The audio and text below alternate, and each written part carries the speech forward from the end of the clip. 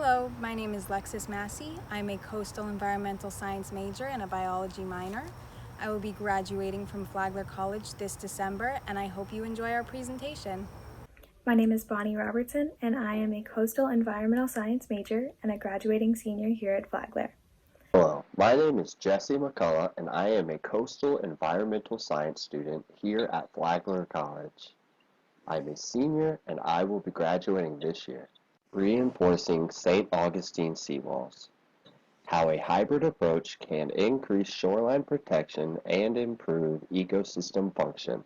The term hybrid approach refers to the combination of a seawall with a living shoreline.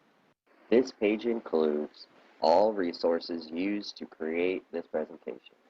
Living shorelines are a green infrastructure technique using native vegetation alone or in combination with low sills to stabilize shorelines. Living shorelines provide a natural alternative to hard shoreline stabilization methods like riprap, bulkheads, or seawalls. They also provide many benefits including nutrient pollution remediation, essential fish habitat, and buffering shorelines from waves and storms. The first seawall was constructed by Spanish settlers in 1695. Since then, it has been repaired and modified multiple times. In 2011, the National Park Service constructed a riprap break wall to protect this particular section of historical seawall. The construction of the seawall that is currently in place was started in 2011. Its purpose was to protect both the historical seawall as well as the properties downtown. Its total cost of construction was $7,091,500. While the city managed to raise a lot of money, FEMA made ends meet by granting up to $4,700,000. Within the last month or two, there have been repairs made to the St. Augustine seawall. However, there is no information found on the cost of these repairs. The main source of destruction to the St. Augustine seawall is erosion. Erosion on the seawall is caused by high wave energy from natural climate events such as nor'easters and hurricanes. In the chart here, we can see past damages on the St. Augustine seawall. On the top, in 1846, was the hurricane that partially collapsed the wall. The rest of these were due to strong storms and other hurricanes. Sea level rise, a factor of climate change, should be a major concern for all coastal residents.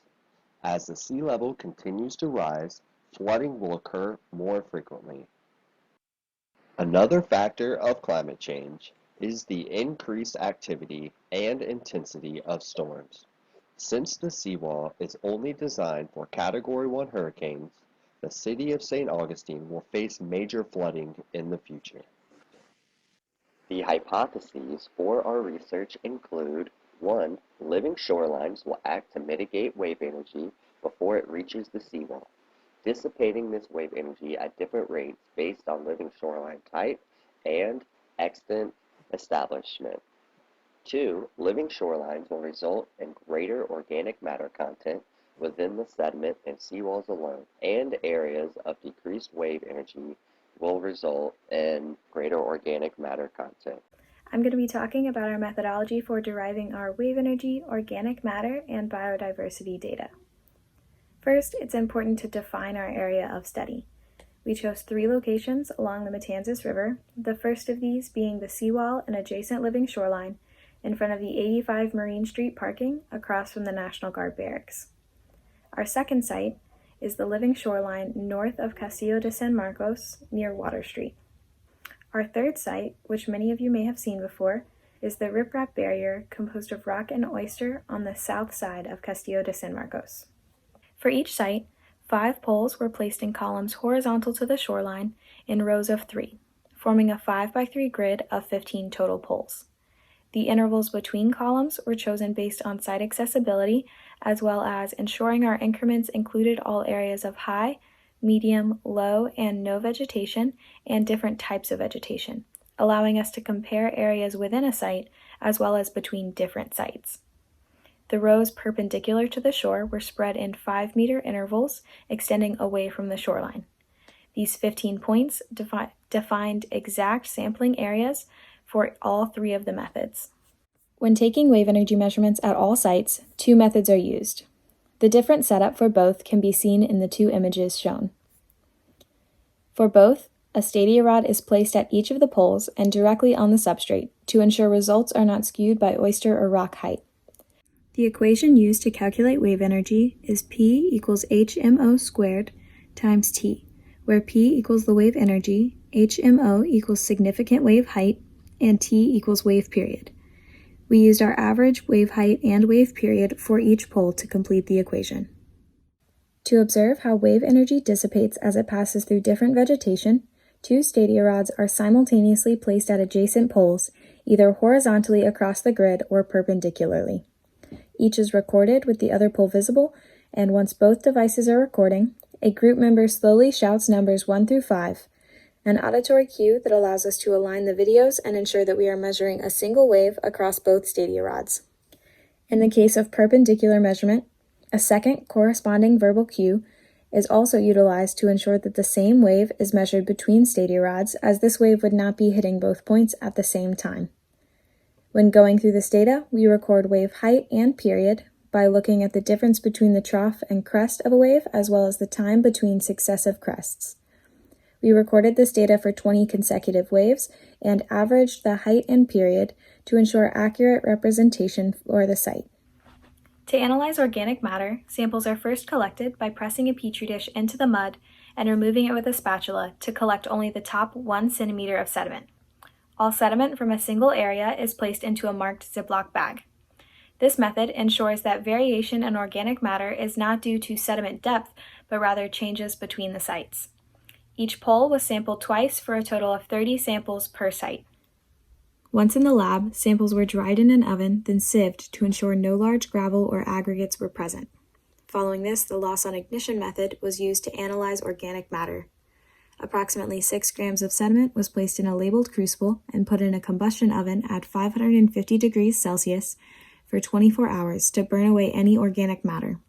Samples were weighed both before and after combustion, and the difference between the 2 weights is used to determine organic matter content. Triplicate splits and a reference sample with a known organic matter content were run with every batch and compared afterwards to reduce the likelihood of human or machine error skewing our data.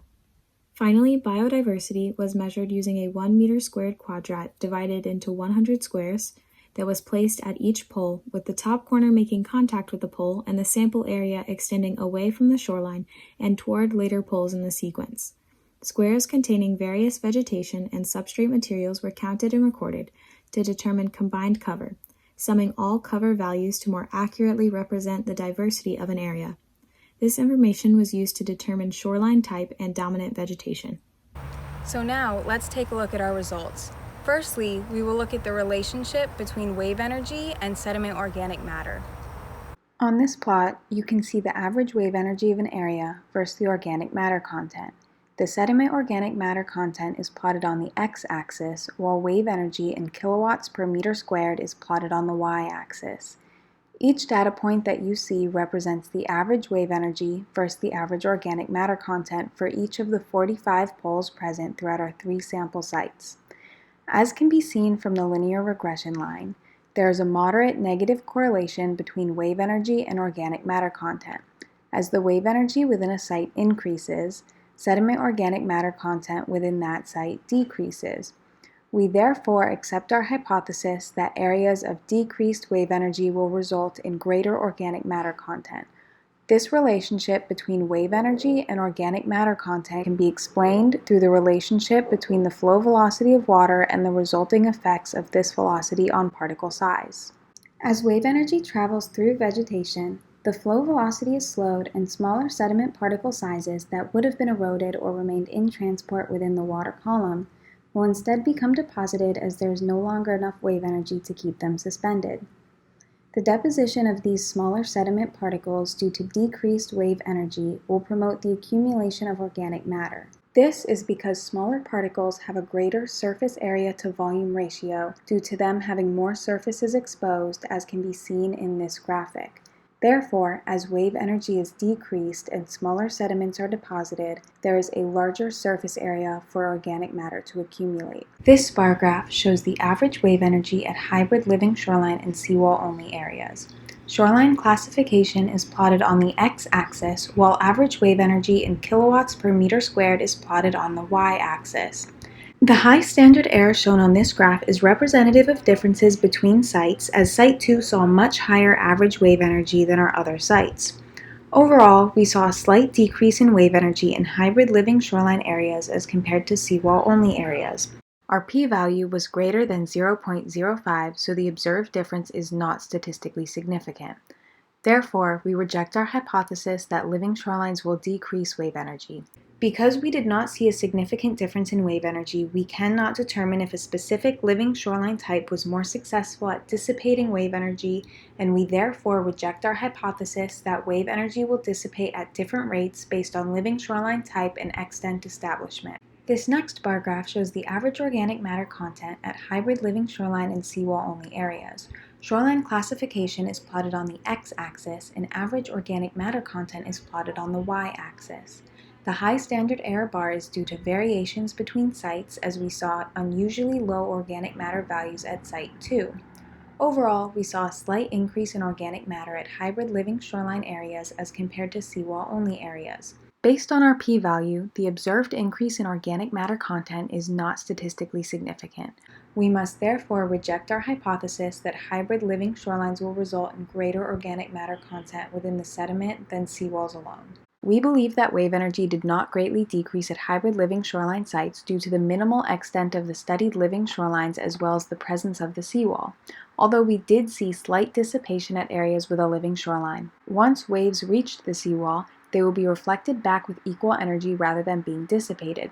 We believe that there was not enough of a vegetated area in front of our three sites to significantly dissipate wave energy before reaching the seawall and being reflected, and that this vegetation was not high enough to have any significant effect during high tide. In addition to the presence of the seawall, site characteristics and location may also have affected wave energy. We saw the greatest overall wave energy values at Site 2. This is due to the location of the site being in line with the Matanzas Inlet. This allows waves coming from the ocean to continually build up and increase in energy as they travel through the inlet and reach this shoreline. While Site 3 was also in line with this inlet, it experienced the lowest overall wave energy values. While we do not have any information on wave energy in this area from before the riprap barrier was implemented, it is likely that this barrier may be successfully dissipating this incoming wave energy. Alternately, Site 1 is located at a more central location within the river, resulting in a much smaller area for wave energy to build up and explaining why we did not see large wave energy values in this site. Based on our results, we can conclude that the current living shorelines in front of St. Augustine seawalls are not successfully dissipating wave energy and increasing sediment organic matter content.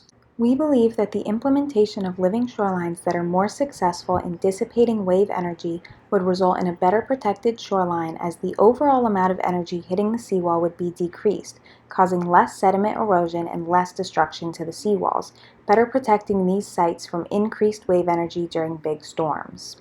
Greater organic matter due to the increased vegetation and decreased wave energy resulting from these living shorelines would be beneficial in combating sea level rise and climate change, as this organic matter would cause sediment particles to bind into aggregates and build up, increasing the elevation of the shoreline, which would hopefully keep pace with or outpace future sea level rise. Organic matter also includes blue carbon, carbon sequestered by coastal ecosystems. Therefore, an increase in organic matter would result in greater carbon sequestration, keeping this carbon out of the atmosphere and reducing the greenhouse effect, combating current climate change.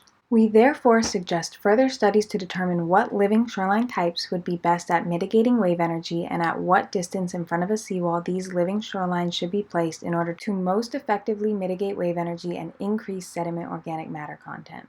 We would also like to further study the effectiveness of the implemented riprap barrier at our third site to see if this type of shoreline protection would be successful in areas of increased wave energy around St. Augustine. We hope that, through more extensive research, we could get more definitive results about living shoreline effectiveness and therefore be able to provide the City of St. Augustine with better living shoreline recommendations.